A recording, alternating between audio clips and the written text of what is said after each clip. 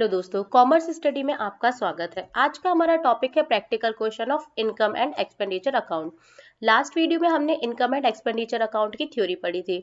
आज के इस वीडियो में हम प्रैक्टिकल क्वेश्चन देखने वाले हैं इस टॉपिक के, ठीक है ना।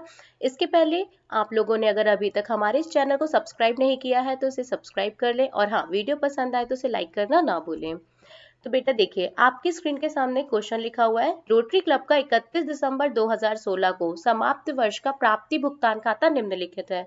मैंने आपको पहले भी बताया था, जो हम इनकम एंड एक्सपेंडिचर अकाउंट तैयार करते हैं, ठीक है ना, मतलब आय और व्यय खाता तैयार करते हैं, वो हम प्राप्ति भुगतान खाते की सहायता से बनाते हैं। इसलिए यह हमें प्राप्ति भुगतान खाता दिया हुआ है, ठीक है ना। इसके डेबिट पक्ष में समस्त प्राप्तियां लिखी हुई हैं और क्रेडिट पक्ष में समस्त भुगतान लिखे हुए हैं, ठीक है।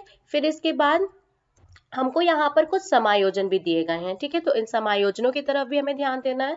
तो देखिए, सबसे पहले क्या लिखा हुआ है समायोजन। क्लब के 400 सदस्य, प्रत्येक सदस्य 15 रुपए वार्षिक चंदा देता है, ठीक है ना। तो बेटा देखो, यहाँ पर चंदे, वार्षिक चंदे से रिलेटेड है ना ये समायोजन। तो हम क्या करेंगे, हम अपने यहाँ इस क्वेश्चन में एनुअल सब्सक्रिप्शन है ना, वार्षिक चंदे पे क्या करेंगे, टिक कर लेंगे, कि जिससे हम जब ये क्वेश्चन को सॉल्व करें तो हमें याद रहे कि इससे समायोजन, संबंधित समायोजन दिया गया है। इसके बाद दिया हुआ है विनियोग, ठीक है ना। विनियोग से 6 माह का ब्याज अप्राप्त है। तो हम क्या करेंगे, यहाँ पर इन्वेस्टमेंट, विनियोग को ढूंढेंगे, ये लिखा हुआ है, इस पे भी हम क्या कर देंगे, टिक कर लेंगे, ठीक है ना। फिर इसके बाद नेक्स्ट क्या दिया है, वेतन। तो वेतन में हम क्या करेंगे, यहाँ सैलरी, इस पर भी हम टिक कर लेंगे। जब हम इस सैलरी को सॉल्व करने जाएंगे तो हमें याद रहेगा कि यहाँ पर भी समायोजन दिया हुआ है। और लास्ट दिया हुआ कर से संबंधित है, टैक्स में, ठीक है ना। तो हम क्या करेंगे, टैक्स पे भी यहाँ पर हम एक मार्क कर लेंगे, ठीक है। फिर इसके बाद चलिए आइए, अब हम क्या करेंगे, सबसे पहले फॉर्मेट ड्रॉ करेंगे, ठीक है। तो देखिए बेटा, मैंने यहाँ क्या किया है, पहले ही सॉल्व करके रख लिया है, ठीक है ना, स्क्रीन पर आंसर को। बट आप लोग स्किप मत कीजिएगा वीडियो को, क्योंकि अगर आप समझेंगे नहीं तो आपको बेस बिल्कुल भी समझ में नहीं आने वाला। तो जब भी हमको किसी भी खाते को प्रिपेयर करना है, तैयार करना है, तो हम क्या करेंगे, सबसे पहले जिसके लिए हम ये खाता तैयार कर रहे हैं उसका नाम, तो हम रोटरी क्लब के लिए बना रहे हैं, ठीक है ना। कौन सा खाता तैयार कर रहे हैं, इनकम एंड एक्सपेंडिचर अकाउंट तैयार कर रहे हैं।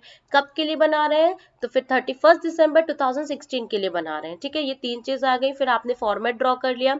इसके डेबिट पक्ष में समस्त व्ययों का लेखा किया जाता है। तो जितने भी एक्सपेंस हैं आपके, वो कहाँ आ जाएंगे, डेबिट पक्ष में आ जाएंगे, देन अमाउंट आ जाएगा। इसके बाद इसके क्रेडिट पक्ष में हम क्या करते हैं, समस्त आय का लेखा करते हैं। तो इनकम जितनी भी होगी हमारी वो यहाँ आ जाएगी, और क्रेडिट में फिर यहाँ पर भी अमाउंट आ जाएगा।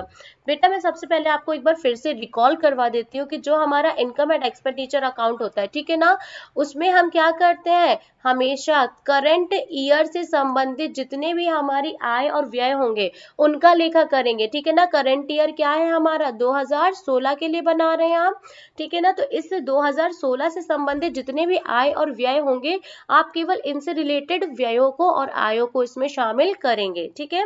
लास्ट वीडियो अगर आपने ना देखा हो तो उसे देख लीजिएगा, आपको ये अच्छे से समझ में आ जाएगा, ठीक है। फिर इसके बाद आ जाता है क्वेश्चन को सॉल्व करने के लिए।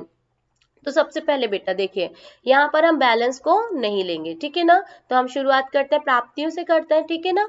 तो यहाँ पर आ जाता है आपका एनुअल सब्सक्रिप्शन, ठीक है ना, वार्षिक चंदा। तो यहाँ पर अगर आप देखेंगे तो 2015 का 150 लिखा हुआ है, 2016 का 4500 रुपए, 2017 का 75 रुपए। तो बेटा बना कब के लिए रहे हो, 31 दिसंबर 2016 के लिए। तो भाई हमें लेना भी कब का पड़ेगा, चंदा 2016 का, मतलब 2015 से भी कोई लेन देन नहीं रहेगा हमारा, और 2017 से भी। लेकिन यहाँ पर देखो, हमने पहले से टिक करके रखा है, मतलब कि इस पे क्या दिया हुआ था, समायोजन। तो समायोजन तो हम देखते हैं, लेकिन हम ये याद रखेंगे 2016 का कितना है, 4500। तो सबसे पहले हम क्या करेंगे, यहाँ, अब पहले तो बात आती है मैडम, यहाँ एक्सपेंडिचर है और यहाँ इनकम है। तो चंदा हमारे लिए क्या है, आय का एक स्रोत है, ठीक है ना।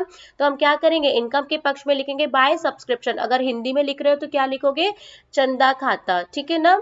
तो यहाँ पर आ जाएगा, यहाँ पर आपका सब्सक्रिप्शन 4500 रुपए। अंदर की तरफ अमाउंट क्यों लिखा हुआ बेटा मैंने, क्योंकि यहाँ पर समायोजन भी दिया हुआ था। अब समायोजन क्या दिया हुआ था, क्लब के 400 सदस्य और प्रत्येक सदस्य 15 रुपए वार्षिक चंदा देता है, ठीक है ना। तो अब बेटा देखो, यहाँ पर मैंने वर्किंग नोट बना के रखा है।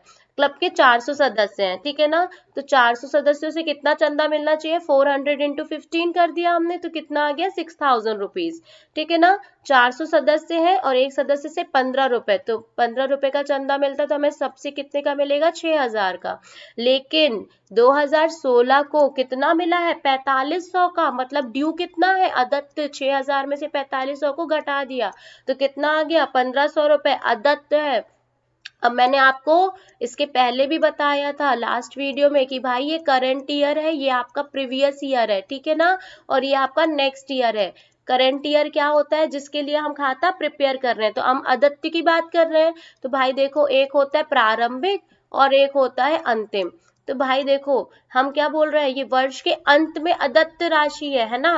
तो अदत्त का संबंध कब से होता है, पीछे की तरफ, ठीक है ना। तो भाई देखो, ये 1500 का संबंध इस अंतिम अदत्त राशि से है।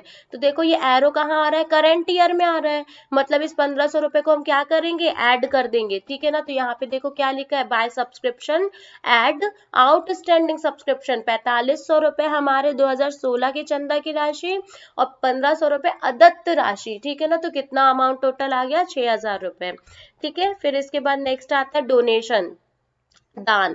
भाई देखो, दान भी क्या होगा, हमारे लिए आय का एक साधन है, तो क्या करेंगे, 650 रुपए हम इनकम के इस पक्ष में लिख देंगे, ठीक है, 650 रुपए ये हो गया हमारा।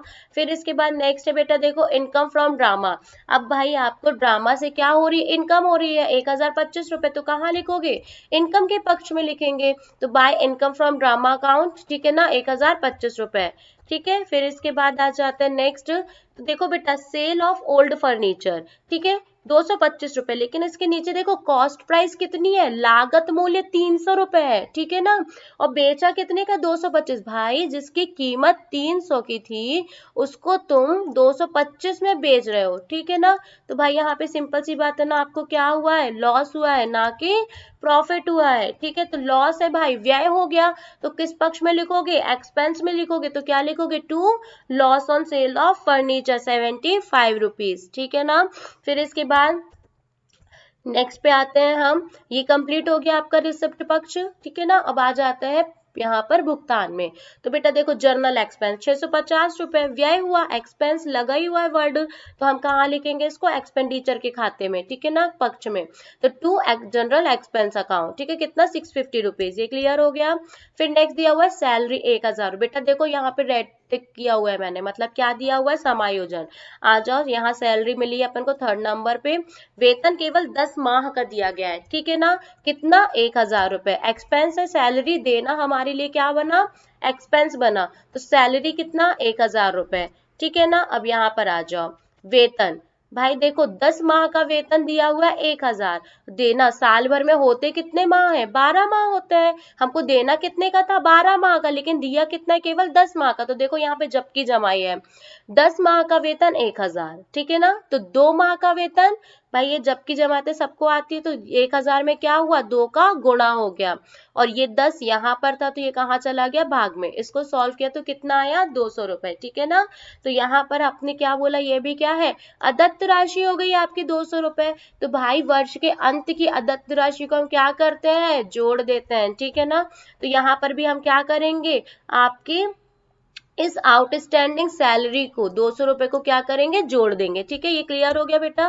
फिर इसके बाद नेक्स्ट आ जाओ ड्रामा एक्सपेंसेस। भाई देखो ड्रामा से रिलेटेड व्यय है, एक्सपेंस वर्ड लगा हुआ है, तो भाई कहाँ लिख देंगे, एक्सपेंडिचर में, ठीक है ना, व्यय के पक्ष में। तो टू ड्रामा एक्सपेंस 625 रुपए, ये क्लियर हो गया। नेक्स्ट दिया है न्यूज़पेपर एक्सपेंस, कितना लिखा, 225 रुपए, ठीक है। तो फिर देखो यहाँ पर क्या लिखा हमने, टू न्यूज़पेपर, ठीक है ना, 225 रुपए, ये क्लियर हो गया। फिर इसके बाद नेक्स्ट आपका दिया हुआ बेटा डोनेशन, ठीक है ना। अब देखो यहाँ पर आप कंफ्यूज मत हो जाना कि मैडम डोनेशन इधर भी लिखा था इधर भी लिखा है। भाई देखो ये प्राप्ति का पक्ष है, यहाँ डोनेशन हमको मिल रहा था, ठीक है ना, इसलिए इसको हमने आय के पक्ष में लिखा है। अब ये भुगतान है, भाई अपन लेते हैं कुछ, ठीक है ना, चंदा वगैरह, तो अपन ने दिया भी तो है किसी को, तो ये वो वाला डोनेशन है, क्योंकि देखो भुगतान पक्ष में लिखा हुआ है, तो भुगतान पक्ष का डोनेशन कहाँ जाएगा भाई, एक्सपेंडिचर में। तो यहाँ पे आ गया आपका ये डोनेशन 350 रुपीज, ठीक है। नेक्स्ट फिर आप देखते हैं टैक्स, टैक्स 120 रुपये लिखा है। बेटा देखो रेड मार्क है, मतलब क्या दिया हुआ है, समायोजन। देखो 20 रुपए पूर्व दत्त करके, ठीक है ना। तो टैक्स, सबसे पहले तो टैक्स हमारे लिए क्या है, एक्सपेंस है, तो हमने ये लिख दिया टैक्स को 120 रुपए, ठीक है ना। भाई देखो यहाँ पे क्या बोला है, प्रीपेड टैक्स ऑलरेडी आपको दिया, तो भाई देखो यहाँ पर पूर्व दत्त है, ठीक है ना। ये आपका, आपको यहाँ पे समझा रही हूँ मैं, यहाँ पे प्रीपेड एक्सपेंस, ठीक है ना। तो ये देखो, ये ओपनिंग हो गया और ये एंडिंग हो गया, ठीक है। तो भाई देखो, प्रीपेड एक्सपेंस की प्रवृत्ति कैसी होती है, आगे की तरफ जाएगा, ठीक है ना। तो वर्ष के अंत का है, ठीक, तो वर्ष के अंत का है, तो देखो कहाँ जा रहा है, नेक्स्ट ईयर में, मतलब कि इस करंट ईयर में क्या होगा, ये माइनस हो जाएगा, ठीक है ना। तो हम यहाँ पर क्या करेंगे, इस टैक्स की राशि को, 20 रुपए की जो ये टैक्स की राशि है, इसको हम क्या करेंगे, माइनस कर देंगे। तो ये क्या हो गया, 120 माइनस 20, 100 रुपीज टैक्स के आ गए, ठीक है। फिर इसके बाद नेक्स्ट क्या दिया हुआ है, इन्वेस्टमेंट, ठीक है ना। तो इन्वेस्टमेंट पर भी देखते हैं बेटा, देखो रेड मार्क है, मतलब कि आपका समायोजन दिया हुआ है। तो इन्वेस्टमेंट में क्या लिखा है, विनियोग से 6 माह का ब्याज अप्राप्त है। बेटा सबसे पहले इधर ध्यान देना, ठीक है ना। इन्वेस्टमेंट हमारे लिए क्या है, पूंजीगत है, ठीक है ना। पूंजीगत आपका व्यय की श्रेणी में आ जाएगा, ठीक है। तो यहाँ पर हम जब आय और व्यय खाता बनाते तो केवल इसमें आयगत व्यय और आयगत प्राप्तियों का लेखा जोखा करते हैं, पूंजीगत आय और प्राप्ति का लेखा नहीं करते जी, ठीक है ना। पूंजीगत व्यय और आय का लेखा हम नहीं करते हैं, ठीक है। तो फिर हम क्या करेंगे, इसमें केवल ब्याज का, देखो यहाँ जिक्र किसका क्या है, ब्याज अप्राप्त है, तो हमको क्या करना है, ब्याज की गणना करनी पड़ेगी।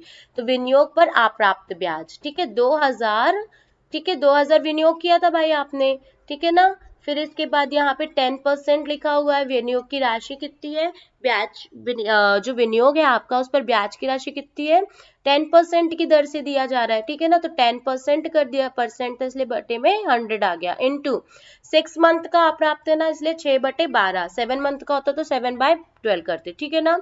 तो अब यहाँ पे इसको अपन ने जब सॉल्व किया, 6 कम 6, 6 दूनी 12, ठीक है ना। और फिर 2 से आप इसको कट करोगे तो ये आ गया आपका 1000, ठीक है। और फिर ये 2 जीरो थे, 1 जीरो ये कटा, 1 जीरो ये कटा, तो कितना बचा, 100 रुपए, ठीक है। तो फिर आप क्या करोगे, यहाँ पर अपना income, accrued interest on investment, ठीक है ना, जो आपका अभी उपार्जित है, मिला नहीं है, ठीक है ना, कमा तो लिया है, मिलना बाकी है, तो इसको क्या करोगे, यहाँ पर इनकम के पक्ष में लिख दोगे, ठीक है ना। फिर लास्ट में अब आपको क्या करना है, सरप्लस या फिर आपका डेफिसिट आपको कैलकुलेट करना है। तो बेटा देखो, सबसे पहले आप क्या करोगे, ये जो आपका डेबिट पक्ष का अमाउंट है, ठीक है ना, तो उस डेबिट पक्ष के अमाउंट को आप जोड़ लोगे, ठीक है। और फिर क्या करोगे, आप इस क्रेडिट पक्ष के जो भी अमाउंट रहेंगे उसको भी आप जोड़ लोगे, ठीक है। जो ज्यादा रहेगा उसमें से कम वाले को माइनस कर देंगे। फॉर एग्जाम्पल देखो, इसी को सॉल्व किया, तब आप क्रेडिट का जब टोटल मारोगे, ठीक है ना, तो उसका अमाउंट कितना आ रहा है, 7775 रुपए, ठीक है। और जब आप डेबिट पक्ष का टोटल करोगे, यहाँ इससे लेकर के ये loss on sale of furniture तक, ठीक है ना, तब आप इसको टोटल करोगे तो आपका अमाउंट आएगा 3225 रुपए, ठीक है ना। तो अब आप क्या करोगे, 7775 ज्यादा है ना, मतलब क्रेडिट का अमाउंट ज्यादा है, क्रेडिट में क्या है, और इनकम है, इनकम आपकी ज्यादा है, व्यय कम है, तो बचेगी क्या अपनी जेब में, इनकम, सरप्लस बचेगा, ठीक है ना। तो 7775 में से आपने जब 3225 को माइनस किया तो आपको कितना बचा अमाउंट जेब में, 4550 रुपए, ठीक है ना। तो यहाँ लिखोगे टू सरप्लस, ठीक है, excess of income over expenditure, आपके पास आय ज्यादा है किससे, व्ययों की तुलना से, ठीक है ना, उसको हम क्या नाम देते हैं, सरप्लस नाम देते हैं। कितना बचा, 4550 रुपए। आई होप आप लोगों को ये वीडियो समझ में आया होगा, तो वीडियो को लाइक करना ना भूलें। Thank you.